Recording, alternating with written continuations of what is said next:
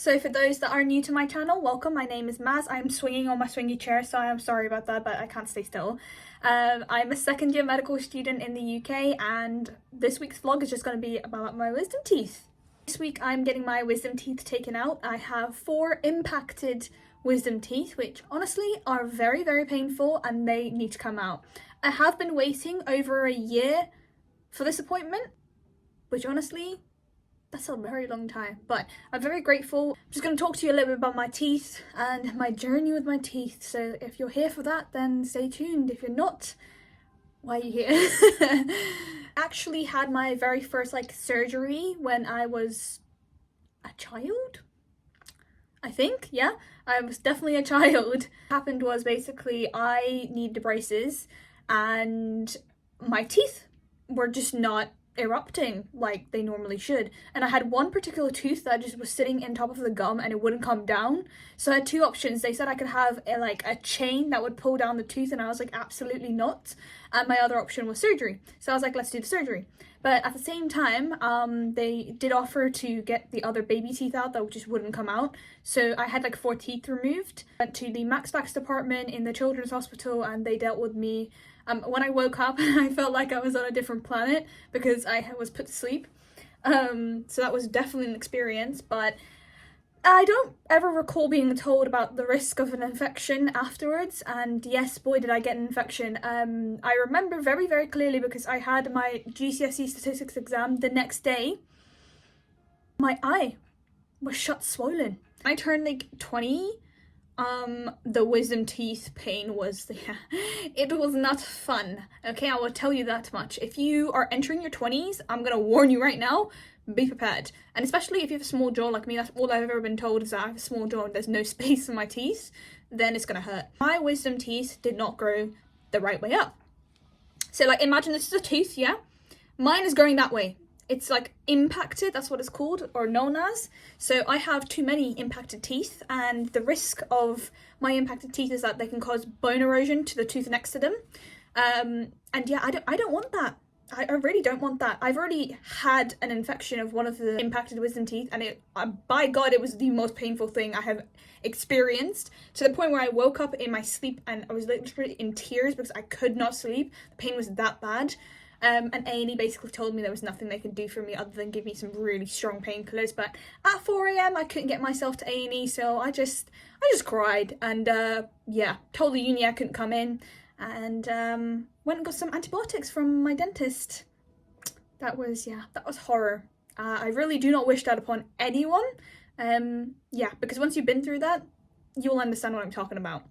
My pre-op assessment was with a nurse. I had to go to a hospital that was a little bit out of my way, so I literally paid somebody to take me to the hospital. I got there and I met the nurse. She was really lovely. Did all the questionnaires or whatever it was for the pre-op, and basically gave me a patient information leaflet of what to expect, when to arrive. So for me, my surgery is tomorrow, and I have been told to arrive for 11:30 a.m, but I have to stop eating at 7:30 a.m.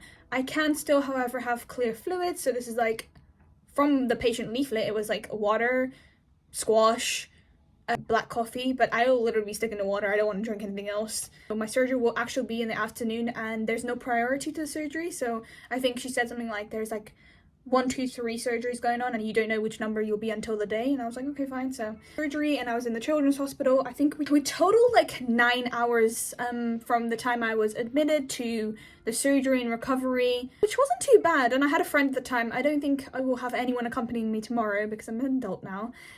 So I will just have to wait. My diet will consist of very soft foods and mostly a liquid diet until I can get back to the stage of chewing, which will probably be after 7 to 10 days. I went shopping this morning. Who knows what these things are? They're little pots of rice pudding. I think it's Muller's or something. I'm not 100% sure, because I saw videos of American people getting their wisdom teeth taken out, and they were talking about this thing called applesauce, but we don't have applesauce like that here. I looked. I only saw it in a jar, and I'm not going to eat out of a jar. They were eating proper little pots of applesauce. If somebody knows where you can get applesauce from in the UK, let me know, please. I also wanted to find some silken tofu because my friends told me, my vegetarian friends told me that it has a lot of protein in it. Was there silken tofu when I went shopping? Nah, no, nothing.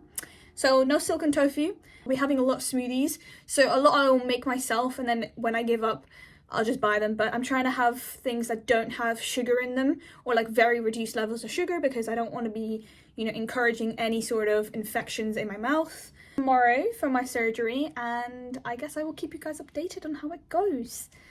Pray for me, I guess. I will be fine, I know that, but I'm just scared.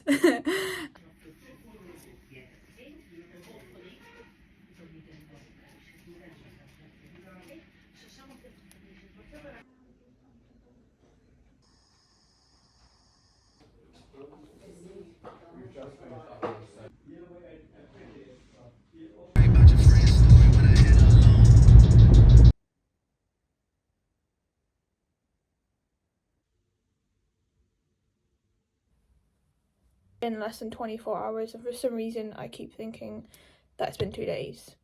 But anyway, as you can see, the bruising is still there. It got a little bit worse, and my cheek got more swollen. The swelling was going down, and then the swelling came back, but that's just normal, I guess. So I made myself this green smoothie. I'll write the ingredients here. I literally went to Google and then improvised with everything I have, but my cheeks are in pain, so I'm gonna try and use the coldness.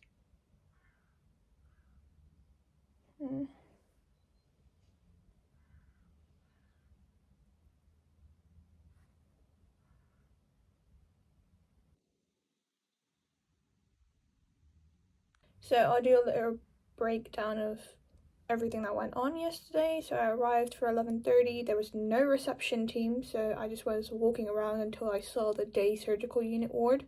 So I went in there. A nurse came and showed me to my bed, and then I basically just waited for the nurse to come back. There could have been 6 patients in my ward. My ward was also the female ward, and there was a male ward like next door to us. The nurse came, she did her obs, and we just had a little nice chat. She was really lovely, and then she left, and the anaesthetist came. A really nice long chat with her. She basically told me like what I'm to expect in terms of like pain relief, antibiotics, and antiemetics. So I had to consent to all of that, and I was like, yeah, that's fine. And she also told me about like any risks, side effects type of thing with anesthetics. And I told her I've been put to sleep before and I didn't have a reaction, so hopefully I don't have a reaction this time, and they're going to use the same type of anesthetic, which I believe is propofol. Luckily for me, I've already had my anesthetics lecture, so I do know about the rare complications. It wouldn't have stopped me from having the surgery because I wanted my wisdom teeth taken out. And to do that, the anaesthetics teams need to be involved. A little while later, one of the Maxac doctors came along, introduced themselves, and we had a very long chat. Everything got answered, and I was relieved to say, like, I was really happy. I was like, okay, cool, I'll see you like in about a couple of hours. Around 2:45 was my time to go.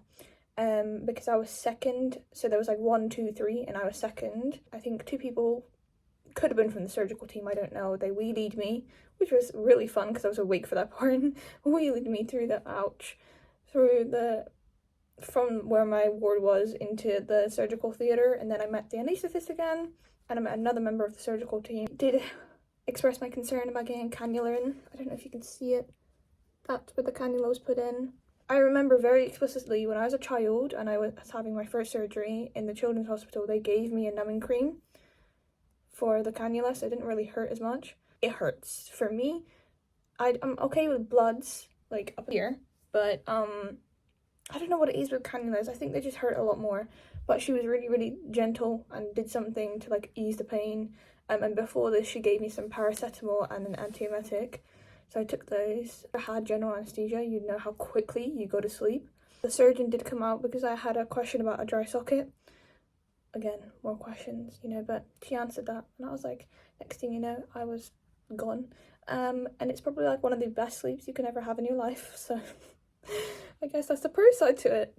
I was out of the theatre around 3:20, so they put me to like the bay where people were covering.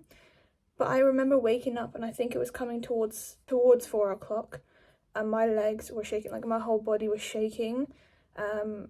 And I just didn't know what was happening to me, so that was pretty scary. But I think it might have had to do with the general anesthesia. And the poor nurse who was taking care of me, I just kept asking her a bunch of questions to try and help myself wake up, which was really nice. And the second nurse that was there was really nice, and then they wheeled me off to the ward. Like 15 minutes to probably just kind of wake up. They offered me some food, so I got a sandwich, but I'm not really sure why I said yes to the sandwich because I knew I couldn't eat, but I was so hungry, so I just said yes, and they gave me a yogurt.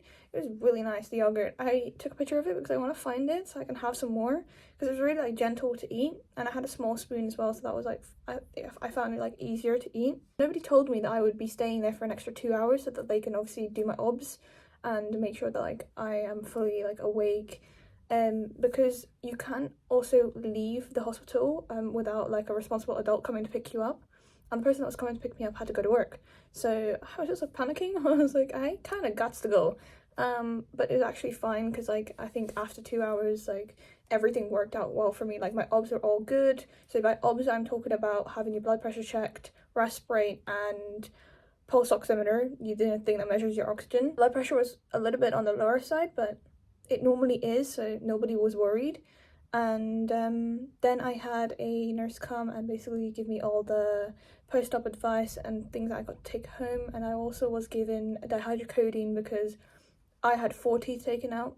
It's a lot more painful than someone getting 1, 2, or even 3 taken out. And I had come to find out what was actually taken out.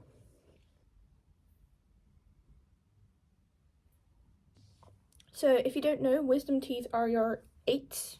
I don't know if that's how you actually say them, but so I had my upper left, upper right 8s taken out, lower left, lower right 8s taken out. So yeah, and only, hold on. The flap was raised, the bone was removed, and there was a closure done by something specific. And then I had a simple extraction of the upper right 8, which they told me about afterwards, and they were really happy, and I was like, me too. One thing I did not realise, in the UK, getting your wisdom teeth taken out is slightly different to America, but I don't know if that's just because I had to go to hospital because I have had complications with mine, or if it's just how it is, because the videos I watched to like just kind of get an idea of what post-op recovery would be like were in fact Americans, but they had so much blood oozing out of their like teeth, which is obvious if you're gonna have your teeth taken out. So I asked my Max doctor, the one that came to see me in the morning, and I said, so are you gonna give me gauze, or like how are we gonna control the bleeding? And they're like, it's all controlled when you're in surgery. And I was like, oh, I did not know that. So I was very, very happy to not be oozing out blood when I woke up, actually. And on my notes they've said heme achieved, which I'm guessing that means control of the blood. I've got like my clinical diagnosis, presenting complaints basically, and a clinical summary. I got a sick note as well, and then yeah, everything else I can keep for future reference should I ever need it. And I'm praying this is the very, very, very last time I have to do like surgery on my teeth, because me talking right now really hurts. Swelling is really like, if I move my hair out the way I can even see it. Oh, I should have like filmed it when it wasn't this swollen. But I'm praying this will go down in the next like 7 days. That's what I've been told anyway, so yeah. Crazy. So obviously I am off university now, so I have nowhere to be. But I know the rice thing I was telling you guys about. This is the rice thing. It's really nice. And the yogurt I had was also from this company. I just think this company makes really nice things. I will probably come back when I've hit the 48-hour mark just to see what's happened to the swelling. I also want to film what I'm eating because, yeah, I was reading one of the sheets and it says like you can eat normally, and I will not be doing that. I will stay to a liquid diet, mostly liquid diet, as much as I can.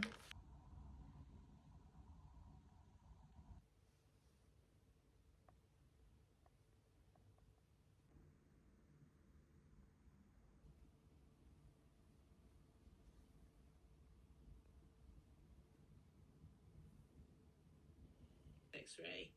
So cardiomegaly would be if the heart is more than 50%.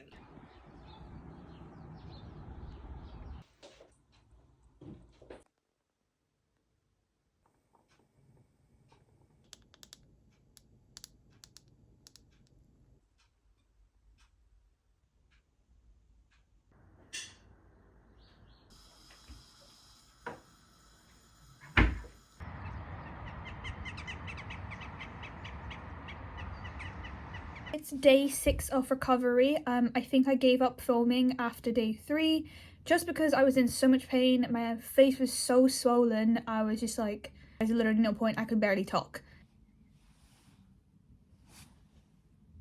Very happy the swelling is gone. I really did try to catch up with some uni work, but where I was taking this one medication, I was falling asleep like literally every other couple of hours. So I haven't actually done that much, but because I'm feeling a little bit better now on day 6, I'm hoping to kind of pick up the speed without exhausting myself before I start my new term, which is like next week. But we'll see how that goes. In terms of like pain relief, what I'm taking now, I'm just trying to stick to ibuprofen and paracetamol as recommended by my doctor.